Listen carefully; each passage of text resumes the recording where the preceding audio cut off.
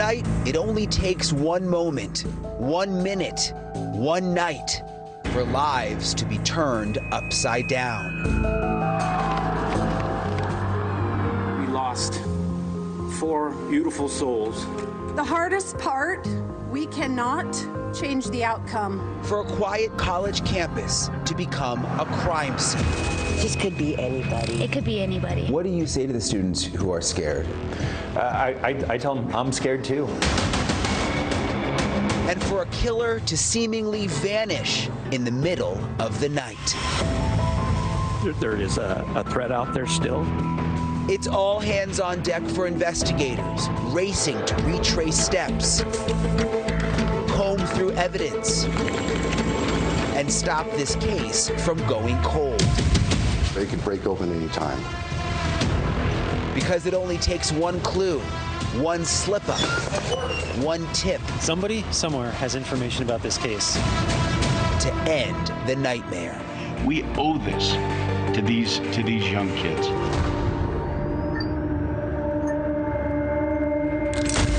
Idaho Murder Mystery, a NewsNation special report, starts right now.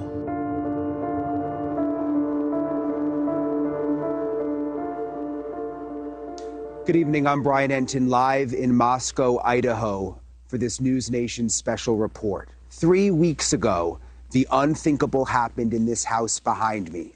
4 university students brutally murdered here. Their killer not only is still on the run, but still all of this remains a mystery 3 weeks later. And we have breaking news tonight. New details that we have just confirmed. NewsNation is learning that Kaylee Goncalves' injuries were significantly more brutal than her best friend Maddie's injuries, which may end up being a very, very important piece of evidence when it comes to determining who the target was in this attack. I have learned Kaylee and Maddie were in an upstairs room in the house, so the killer had to go specifically upstairs to get to them. And again, that new information just confirmed that Kaylee's injuries were, quote, significantly more brutal. That is new information that we are going to analyze coming up over the next hour. All of this really is a nightmare for this town, a nightmare that they just cannot wake up from. Over the next hour, we are going to be diving into all of the details of this case, learning more about the victims and their families, trying to make sense of this unimaginable loss here in Idaho. We're going to go take you around the crime scene, show you what it looks like, as well as an exclusive look at the Idaho State Crime Lab. And we're going to remain focused throughout all of this on the victims and their family. To try and understand how we got to this point, first, we go back to the beginning. Moscow, Idaho, a beautiful, quiet college town near the border with Washington State, blanketed in snow this time of year, and home to the University of Idaho, with 11,000 students who have almost never had a reason not to feel safe. The worst crimes we see in town involve things like bike theft or cars getting keyed or something like that. We're a nice little artsy town that provides a great quality of life to a lot of people. But what happened in the early morning hours of November 13th has shaken this community like never before. I'm scared too. This is a worrying time, but we also have the ability to understand that this is just another example that crime happens, and it can happen anywhere. Fear, a college community still in shock following the brutal stabbings of 4 of their students. So many asking, how did this happen? We start on the evening of Saturday, November 12th. Kaylee Goncalves and Madison Mogen were where many college students spend their Saturday nights. At this local bar, the Corner Club on North Main Street in downtown Moscow. According to local law enforcement, the two were at the bar between 10 p.m. and 1:30 a.m. on November 13th. At around 1:40 a.m., Kaylee and Madison moved over to a local food truck. You can see them here on surveillance video from the Grub Truck down the street on South Main Street. NewsNation has confirmed the two women used a private party for a ride home from downtown to their home on King Road. The home is about a mile and a half, or about a 6-minute drive from the food truck. They got home around 1:56 a.m., according to digital evidence collected by investigators. Investigators also say Kaylee and Madison made several calls to an ex-boyfriend of one of the girls 7 times, raising some eyebrows. That person has now been cleared, according to law enforcement. Kaylee Goncalves' sister spoke with NewsNation's Chris Cuomo. There's no boy problem. There's no threat. There's no high-risk lifestyle that could have indicated this. It has taken all of us completely by shock, and we have absolutely no ideas. Another roommate, Xana Kernodle, and her boyfriend, Ethan Chapin, were also out the night of November 12th. Investigators confirm Ethan and Xana were seen at the Sigma Chi fraternity house on the University of Idaho campus. Here's where things get a little shaky. Law enforcement confirms with NewsNation Ethan and Xana were seen at the fraternity house around 9 p.m. They reportedly made it back home around 1:45 a.m. Investigators are still trying to piece together what happened between 9 p.m. and 1:45 a.m. Figure out who they were with, what that was going on, maybe any routes or paths that they took to end up going home, those types of things. Potentially, that is critical to the investigation. As for the two surviving roommates, they were also out on the night of November 12th in the Moscow community. They returned home by 1 a.m. The two surviving roommates did not wake up until later in the morning on November 13th. That is when they called other friends to the house because they believed one of the second-floor victims had passed out and was not waking up. At 11:58 a.m. on November 13th, a 911 call requested aid for an unconscious person. The call was made from one of the surviving roommates' cell phones inside the residence. Multiple people talked with the 911 dispatcher before Moscow police arrived at the home. Officers discovered Kaylee, Madison, Xana, and Ethan dead inside the residence on the 2nd and 3rd floors of the home, suffering from stab wounds. It was a pretty large knife, so it's really hard to call them puncture wounds. And they were definitely stabbings. And I mean, it has to be somebody that's pretty angry in order to stab 4 people to death. So many questions unanswered. Authorities remaining tight-lipped, saying there are many details they still simply don't know. Do you know inside the house whether the victims' doors were locked into their individual rooms? I don't know that. Do you know were any messages left behind in the house, like almost symbols from the killer? Because sometimes in other cases, you know, if it was like a fetish killing, they would leave something on the body or write something on the wall. Is there anything like that? I'm not aware of anything like that. While authorities remain tight-lipped, we are learning other details from the families of the victims. At the vigil on campus Wednesday night, Kaylee's father gave insight into how close his daughter and Madison were discovered, saying the two were found together in the same bed. Earlier this week, there was confusion when law enforcement said there was a miscommunication between police and the county prosecutor about whether this was a targeted attack or not. My understanding is the investigators believe that whoever's responsible was specifically looking at this particular residence. That's all that they can offer at this point. The latest from police is they do think the murders were targeted, but police say they have not concluded if the target was the house or one of the occupants. Investigators have also confirmed a 6th person on the lease was not in the home at the time of the murders.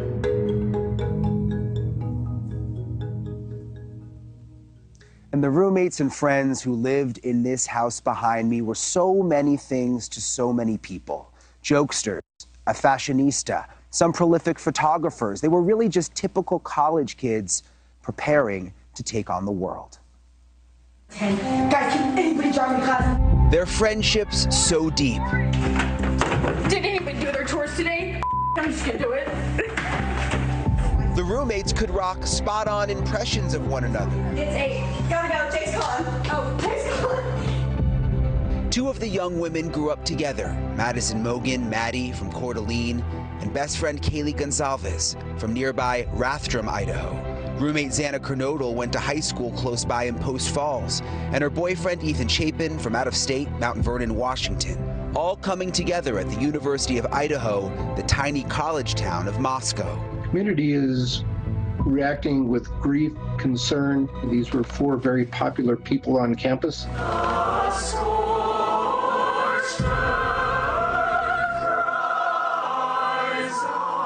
Emotions raw at a community vigil on campus Wednesday, including Ethan Chapin's mother. My name is Stacy Chapin. I'm Ethan's mom. Her 20-year-old coming to the university this fall with his brother and sister. Triplets, they were inseparable. Ethan's last day spent accompanying Sister Maisie to her sorority formal. Yet the freshman was usually with his girlfriend, Xana Kernodle, a junior studying marketing and reveling in the pair's growing relationship. A proud post of Mouse and Chef, a playful version of Ratatouille. And I want people to take this personally because she was everyone's daughter. Kaylee Goncalves' sister talking to NewsNation's Chris Cuomo about her younger sister. Kaylee was finishing her senior year strong, with her best friend, Madison Mogen, always at her side. So then they went to high school together. Then they started looking at colleges. They came here together. From tweens to Lake City High, teachers say the 2 girls never parted. Roommates at the University of Idaho, Maddie did join a different sorority, and the live music lover showed off her marketing skills, running the social media account at the Mad Greek restaurant where she worked. And in the end, they died together. In the same room, in the same bed. Thank all the people working on trying to figure this out. And it really means a lot. Artsy and funky Moscow, Idaho, the perfect backdrop for the college journey. Hey guys, I know I talk about myself a lot, but like, what would you guys do in my situation? The home on King Road, which once hosted Forever Friends, now bears visible scars of the unthinkable. 4 young lives taken, who, as shown on Xana's high school graduation cap, had their sights set on giving the world so much more. Make sure that you spend as much time as possible with those people because time is precious and it's something you can't get back. It's just so heartbreaking what these families are going through. I had the chance to sit down with the Goncalves family in Kaylee's home. Their loss, it is so heavy, and they have been vocal about their relentless search for justice and frustrations with the investigation. Here's part 1 of our conversation. You know, she was hurt so bad that she was not able to recover. That is just terrible. Oh, it's okay. It's terrible. I cannot fathom in my head what kind of person did this. It's capable. And why? I can't sleep at night. I lay in bed pondering just millions of different scenarios. And just, I want to know, but then there's stuff obviously you don't want to know, you know, but you just cry. I think I want to know it all, and you're okay. I just don't understand why. How somebody can take somebody, four of them, it wasn't just my girl, just so savagely. Is anyone acting differently since the murders? I mean, is there anyone that you have a weird feeling about that the girls knew or that comes to mind? Yeah, I would say not in the immediate circle by any means, but a few of the names that have been circulating around, I think it's hard not to kind of, you know, dig into this. And I don't know how much of that is just because we have so little information from law enforcement and how much of it really is, you know, a sister or a father's intuition. Can you elaborate at all? I don't know. You don't have to give a name, but I mean, is it someone that she knew, or? I have something to say about that. I just feel like there's been a couple individuals that were cleared very fast. That maybe he shouldn't have been. And yeah. She had the strong alibi. Just really fast. If you can dismiss. You know, an hour later, and we're like, what? And I don't know. I don't know anything about those individuals. I just know they were people that, you know, definitely should have been looked at, and yeah. I don't know what would prevent you from sharing somebody's alibi. Yeah, I think that's what we're struggling with. So it's like, you know, we know what we know. We've, you know, fought for Jack, Kaylee's boyfriend, and, you know, we still stand that way. So I did just kind of want to clear that up while we're talking through this ambiguity that, you know, that's not what we're honing in on here. We don't want to make more victims out of innocent people. Exactly. We definitely don't want to do that. No. You've mentioned before that you didn't want to have a funeral right now because the killer's still out there. Is that something that you're still thinking about? Are you nervous at all? I mean, because in Moscow, you know, we talked to students. People are really nervous there. They should be. Yeah. This targeted to me, it seems behavior-based. That's why I don't like it, and it kind of pits the parents against each other. So I don't like that. I just told some of the other parents today that, you know, if your daughter has no ill will for me, man. To me, if you go have a couple beers or go out and hang out with your friends and then come home and go to bed, if that's your target, then I think we all do that. I think we all come home and go to our beds. It's all target. Yeah, so it's kind of a bad word then. It doesn't really make sense in some ways. Exactly. Even the prosecutor told me that. Yeah. He said, I think it was kind of a weird word to choose. Yeah. Yeah. I mean, if it makes sense if there was some bad behavior that they did. Let's say, I don't know, they came from a strip club or something, and then somebody followed them home. That's a targeted thing. That's what comes. I've had innocent people that were interviewed that were their neighbors, and they said, I'd be a lot more scared if it wasn't targeted. Yeah. Because I'm not doing anything to target me. And I'm like, well, if targeting's just going to bed with your friends. So maybe that was just a way to calm people down? I feel like it was strategic. Yeah. It was a strategic way to keep people from hitting the door, transferring out, and turning that place into a ghost town. You never think you're going to lose your little sister. Yeah. Ever. Yeah. You never think you're going to have to bury your daughter. Absolutely unbelievable. It's nothing compared to the pain that I feel. Yeah. Losing Kaylee. And I don't know. It's several things. It's her age. It's how it happened. It's her life. Why it happened. Mm-hmm. Who did this to her? Just graduated. Who did this to her and her friends? The fact that she was with her best friend. I mean, since they were little girls. That family tonight is so heartbroken. I've been in touch with them. It's literally unimaginable to think about what they are going through, but they are so determined to find this killer, and they say they are going to keep the pressure on the police until that happens. Okay, coming up, we're going to talk more about that breaking news that we learned about just tonight about the condition of the bodies. We are live tonight from Moscow, Idaho.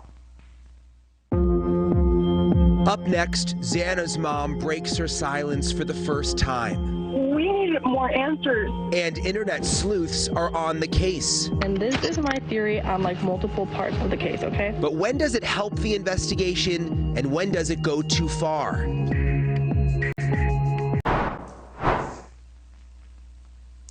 I'm Brian Entin, live in Moscow, Idaho tonight. The murder mystery has reignited the murder here. The online sleuthing community who gained notoriety during the search for Gabby Petito in 2021. We are talking about the armchair detectives, people who sift through social media looking for any possible clue. And in the vacuum of information from Moscow police, their voices are louder than ever. Here's NewsNation's Ashley Banfield. What we know is that 6 missed calls were made from Kaylee to Jack's phone, her ex-boyfriend. From the start, amateur investigators shared their theories on the Moscow, Idaho quadruple murders. The case has gripped the nation. People are craving as much information as possible, trying to put the pieces together themselves. I'm going to talk about the slayings in Moscow, Idaho. I'm wondering if it was a friend, not one of the roommates. This is just as pretty much everybody talking about this case, pure speculation. Partly fueled by a lack of information from the police. Everybody has an opinion and they want to come out and say it. And so what that does is that detracts from the public's ability to trust the information that's out there. Police have always had to work around rumors. They sift through leads, discarding the hoaxes and the hearsay to try to get to the credible tips. But the sheer volume of tips in this case could take a toll on police resources. But they could also crack the case. Nearly 500 digital media tips have come in to an FBI page dedicated to the case. The Moscow police are on rumor control, both on their website and during their news conferences. Often, the rumors get started on social media. Okay, I have no qualifications to be speaking on the Idaho murders other than the fact that I just have been keeping up with them, and this is my theory on multiple parts of the case, okay? Social media sites seizing the moment, setting algorithms to gain traction on the Idaho case. TikTok posts with the hashtag Idaho Murders have more than 90 million views. Reddit forums with 27,000 members, and private Facebook groups, each with tens of thousands of people, are all talking about the Idaho murders and are ripe with wild speculation, many delving into Kaylee, Xana, Madison, and Ethan's own social media accounts. But these crowdsourced investigations can also ruin lives as they track down so-called suspects on their own. First, it was the young man in the hoodie seen at the food truck in a video that surfaced days after the murders. Police were flooded with questions about who he was. I think a lot of people were curious about that person. We were able to identify him. Police have since cleared that man, but online sleuths soon turned their attention to a new suspect, a neighbor of the victims named Jeremy Reagan. He's a third-year law student at the University of Idaho and gave a TV interview about the comings and goings at the house where the kids were murdered. He admits that he'd given a nervous smile while talking about the crime. Some viewers took issue and made him a target. Soon he moved from target to suspect, and it was open season on the internet. People online have just been ruthless. They went through and gone through all of my social media history over the past decade, partly because of all the reports that people had sent in about me and the interview I did. Reagan has spoken with the police and even volunteered his DNA. But when he didn't hear back from the officers, he simply went to the station himself and gave police a sample. But as amateur investigators continue to dig deep into his personal life, contacting his friends and his family, Jeremy is now so concerned that he carries a pistol for protection. Amateur detectives have had some success before. During the Gabby Petito case, social media hashtags exploded with billions of views. It was social media users that put many of the pieces together and gave police strong clues as to where to look. Back in Moscow, Idaho, with every day that the 4 murders go unsolved, the online investigative community is sure to grow. Each wanting to be the cyber sleuth that unlocks the mystery and solves the crime. But at what cost to the professional investigators and to the public?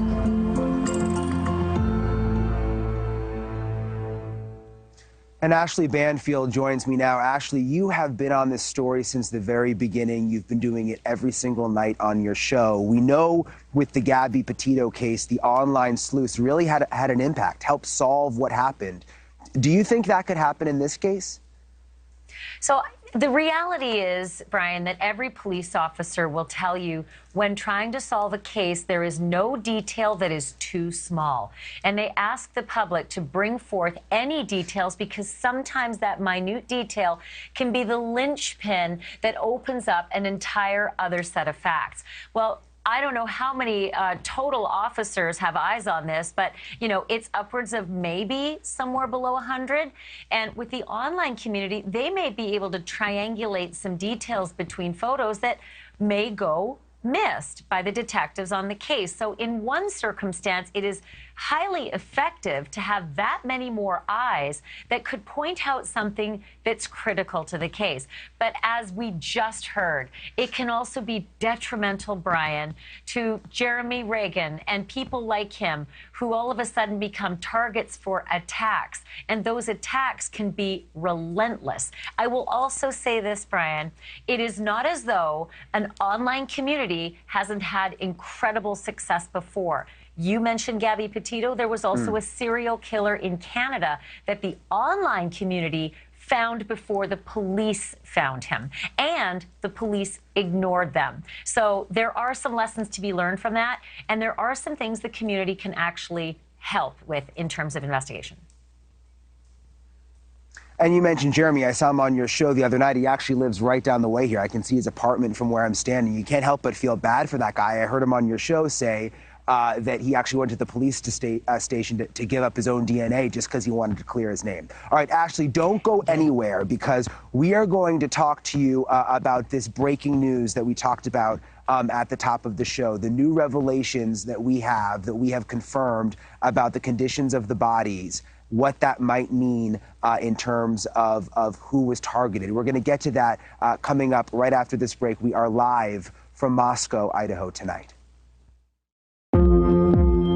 Still ahead, a confounding crime scene. How did a killer seemingly go in and out of the house without a trace? And reality is not always what you see on TV. We call it the CSI effect, that some people think, well, we should be able to do this. Our exclusive look inside the Idaho State Crime Lab.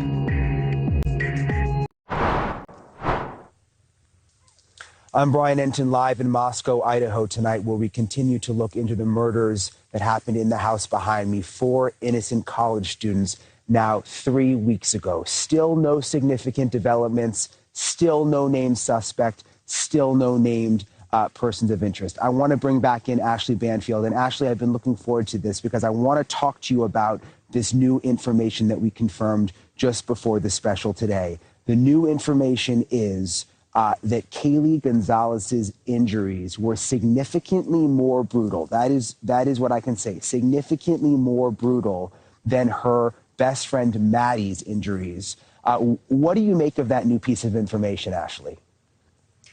Well, it's astounding, for one, because this is the first time, Brian, that you've been able to get the kind of information that helps us to perhaps try to figure out why this happened. Not saying this is definitive, but it certainly is one additional clue as to whether perhaps Kaylee might have been the target. But you got more information that makes it almost more complicated, and that is where the girls were found. So walk us through what you discovered today, because many of us didn't know which room when Kaylee's father said they were found in the same room and in the same bed. Yeah, let me show you, Ashley. I want to take you up the hill here and get you oriented. This is the front of the house. There's now private security out front. And oh my, because it's going and it's very, very slippery. But we're going to walk you up to the back of the house. No windows on the side of the house. You've got the front door obviously on the front, which we know has the coded lock. On the back of the house, though, is where the bedrooms are. Confirmed that Kate's injuries. Brian, I think we just lost your mic, and I'm not sure. There, no, you're back. You're back. Can you just repeat what you said in the last 10 seconds? Your mic went dead. Yeah, I'm sorry. I was explaining that we confirmed that Kaylee's injuries were more significantly brutal than Maddie's. We've also confirmed that they were on the 3rd floor. I'm going to have Mo show you. 3rd floor here, where not easy access. You've got the balcony. There's a slider. You can't easily jump up there. So what this has us wondering, Ashley, and I want you to kind of walk through this with me. If Kaylee's injuries were the most severe up on the 3rd floor, and there's no way out of the 3rd floor, would that mean the killer specifically targeted the 3rd floor? Because it doesn't make any sense. Why would the killer go up to a floor where there would not be an easy exit for him? What do you make of that, Ashley? Well, it's significant in that we still don't know where the killings began. Did they begin on the 2nd floor where Xana Kernodle's room was? And of course, Ethan had been staying over that night. And we now know that that room was the room on the far side of the house. So not the side of the house that you're on right now, on the other side of the house at the front of the house. That's Xana and Ethan's. And then did they progress to the 3rd floor? And while your mic was cutting out, I think the key piece of information that the audience couldn't hear was which room upstairs on the 3rd floor the girls were actually found in. That before now, we only knew they were found together, but we didn't know in Maddie's room or in Kaylee's room. And so as we look at the 3rd floor map right there, bedroom number E, or bedroom E, is Maddie's bedroom, and it looks out the back of the house, and bedroom F is Kaylee's bedroom, and it looks out the front, but also the back where the slider is. So what did you discover about which room? Maddie's room on the left or Kaylee's room on the right? That's right. We've confirmed that they were in Maddie's room, which is also interesting. That's something that we did not know. So Kaylee's injuries were significantly more brutal, but they were sleeping together in Maddie's room. So that helps put the puzzle together. There's also something new that helped put the puzzle together, and it was on your show. It was an exclusive interview you had on your show Friday night with Xana's mother. We had never heard from her before. She called into your show. I want to play what she said, and then we can talk about it on the other side, Ashley. Her father mentioned to me that he had just went and replaced the lock the weekend before. You said her father mentioned to you that they had replaced the lock? Yes, that he had fixed it or something. But yeah, he said that he had fixed it the week before, just to make sure. The week before. Yeah. I do not think it was the house that was targeted. I believe wholeheartedly that it was those kids who were targeted. They weren't just acquaintances. These kids were like best friends. They practically were family. These kids were tight-knit. They were good friends. They were like family. They were around each other constantly. They did everything together. How could it not be a planned thing? You know, how could it not have been targeted? Voice of Xana's mom here? Okay, so, yeah.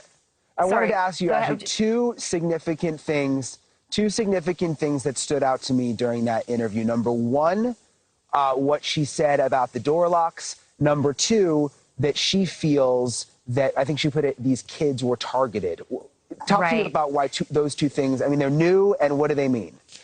Critical, and I just wanted to make sure that our viewers knew that was the voice of Xana's mom. She wasn't on video because she's so distraught. That was just her voice that we heard. But she said that the locks had been worked on by Steve, or rather by Jeff Kernodle, Xana's dad, just the weekend before. She couldn't confirm whether the lock that he had fixed was on Xana's room or whether it was a lock to the outside of the house. But I did say, did the rooms have individual locks? And she believed that Xana's room did have a lock. So very, very significant, because we've been trying to figure out, and there's a picture right there on the screen on the left-hand side, is what one of the rooms in the house used to have in it, a coded lock to get into an individual bedroom, and that each bedroom had a coded lock. That was 3 years ago, and we're not sure if each bedroom still has a coded lock. But it's critical because we've tried to figure out, how did the killer get in to a locked bedroom, and then how did the door perhaps get locked on the way out so that the roommates couldn't get in and thought someone was passed out on the other side? That's critical. But I also think it's very critical that she thinks that the target was the kids, not the home, and that it was someone they knew and trusted. And then one more thing, Brian, about the fact that the girls were found in Maddie's room and not Kaylee's room. I think it's important for our viewers to know that Kaylee was in the process of moving out. So it's possible that many of her things were scattered all over the bed, or the bed was in pieces or had no bedding, and that's why she might have been in her best friend's room. But if the killer went into Maddie's room and yet Kaylee had more injuries, and it's dark, it's the middle of the night, this complicates things even more. Because if Kaylee was the target, then how would the killer know which one of the girls that was in Maddie's room if they were sleeping? Because they look a lot alike, and in the dark, it would be very tricky to tell, and certainly it wasn't Kaylee's room. So very, very big find that you've discovered, but even more complicating. Yeah, certainly some big developments tonight that really help us piece together the story. Ashley, I know you've been covering this every single night on your show. You and I have been on the phone late at night discussing all of this, and we'll continue to do the same thing next week. Ashley, thanks so much for coming on tonight. You bet. Okay, we've still got a lot more to come. We are live in Moscow, Idaho tonight. A NewsNation exclusive, a look inside the crime lab system that handles all homicides in Idaho, as we dig into the physical evidence the killer might have left behind. Plus, unimaginable loss. A lot of people have been wondering if Kaylee had a stalker, if that was really true. And new information from a family taking justice into their own hands. We have been outside this crime scene for a week now, and there are a lot of questions about the evidence inside and what actually happens to it. And just last night, we were standing in this spot. We're pretty much here all the time for the most part. We saw detectives walking out with brown bags in their hands, but we still don't know exactly what was inside. It was an interesting development, though. There were some very, very large bags, and it seemed like they went in to gather some kind of evidence and then came out about an hour later. Idaho State Police Forensic Services, they're poring over what has been taken from this scene. They've been in the home multiple times. NewsNation got an exclusive look at the state crime lab. Alex Capriello joins me live now. Alex, you know, there's so much frustration among the community. So many people are wanting answers quickly because, you know, you see the TV shows. They think that they can get these results fast, but it seems like it really does take quite a bit of time. Right, it does. That's exactly what we learned from the Idaho State Crime Lab. The fact of the matter is that this is an incredibly complex crime scene. And obviously, with the killer still on the loose, every bit of evidence is crucial to try to crack this case open. The knife, the incredible amount of blood, and the complexity of a bustling home with plenty of visitors. The forensics team is on a case like few others. It's so very complex. We're not talking about a person that just randomly walks up on the street and stabs somebody and walks away. We're talking about 4 individuals here. Forensics professor and Body Bags podcast host Joseph Scott Morgan also taking note of how the murderer slipped into the home on Moscow's Kings Road. No broken windows, no broken doors. And for the investigators, that's a big piece of information. It goes from, if you're looking at a potential suspect, what level of familiarity did they have with this environment? Did they feel comfortable in it? Did they know their way around? Would they say, you know what, maybe I don't want to go in the bottom? Keep in mind, the 2 people that live downstairs, they didn't die. And also in this case, a complicated stew of DNA from the roommates and, as a hopping college house, many guests. It'll spin, it'll inject the blank, it'll spin back. NewsNation getting an exclusive look inside the Idaho State Crime Lab outside Boise. So this is the DNA casework lab. Ready for the complexity of this case and others. The lab demonstrating for NewsNation how elimination fingerprinting works for cases with a crowded home or in a car with passengers. You can see that's a really nice print that you left on the glass. But Idaho's Director of Forensic Services reminds the public, speedy and slick TV evidence processing is not the real deal. We call it the CSI effect. Some people think, well, we should be able to do this, but the technology doesn't exist for that yet. Time certainly moving slowly back in Moscow with the decision to tow the victim's car weeks after the murders. Wherever it is they're storing them, I hope that it would be at the Idaho State Crime Lab, because at crime labs, they have actual evidence processing garages. At that scene, what did they have? They had a piece of yellow tape going around that was providing security. One solid tip, bolstered by the careful processing of a single clue left behind. The best hope to find justice for 4 young lives. Just fascinating to see inside that crime lab, the work that they do behind the scenes. Explain to us why this in particular is such a complicated scene. Right. Well, I kind of briefly mentioned it in the story, but when you think about it, I mean, just look at it. It's a rather large house, first and foremost. 3 stories to it. That's a whole lot of evidence for investigators to comb through. And then not to mention just the proximity to where it is on the college campus, frat row. Obviously, some of the fraternities and sororities are just about 200 yards away. We're told that this was a place where people partied, people socialized. And so that's a whole lot of people that are coming in and out of this home, which could really muck up and blur some of those lines and that evidence in there. And I know police are remaining tight-lipped for the most part, but do we have a time frame when more of this evidence could come back, the testing? Well, this is the benefit of actually being able to go to the Idaho State Crime Lab, right? We were able to ask them that, and they told us that they've already processed some of this evidence and they've gotten it back into the hands of the detectives. So right now, information is coming in and they are processing new information, but obviously this could take weeks as like I mentioned, a lot of evidence to comb through. Thanks so much, Alex. Yeah, it's just fascinating to see inside that crime lab. It's not often that you get to see inside a crime lab like that. So we've still got more to come. Alex mentioned it, still evidence being taken out of the house. You saw the brown paper bags. We got that video yesterday. This is all so active. More coming up after this break, live from Moscow, Idaho. Coming up next, a brand new revelation from the parents of Kaylee Goncalves. Are you confident with the way they're investigating?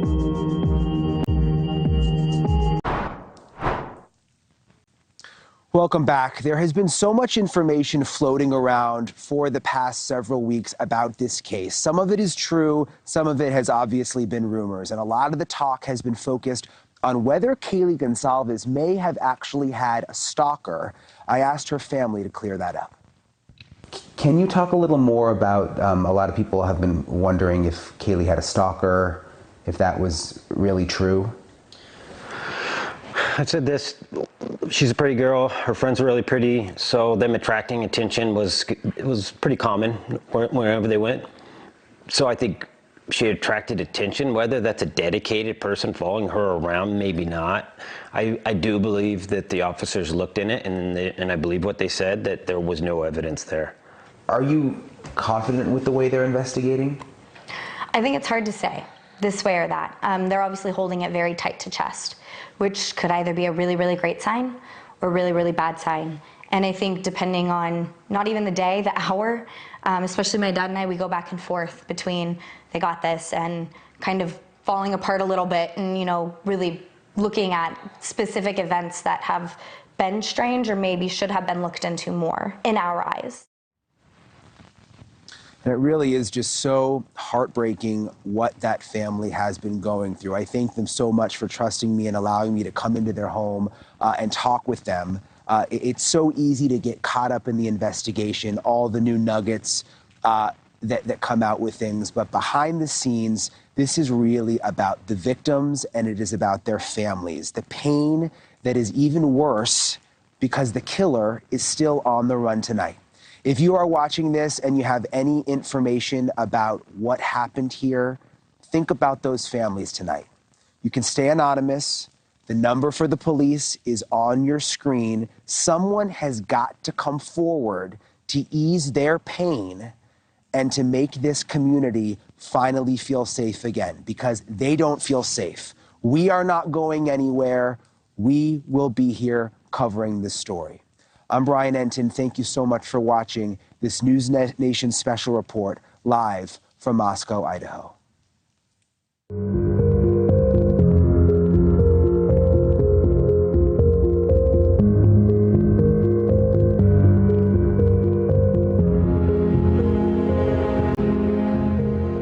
Hey, thank you for watching. Please go to newsnationnow.com, newsnationnow.com, and you can find NewsNation on your television provider. And don't forget to click the red subscribe button down below. Then you will get more of NewsNation's fact-driven coverage.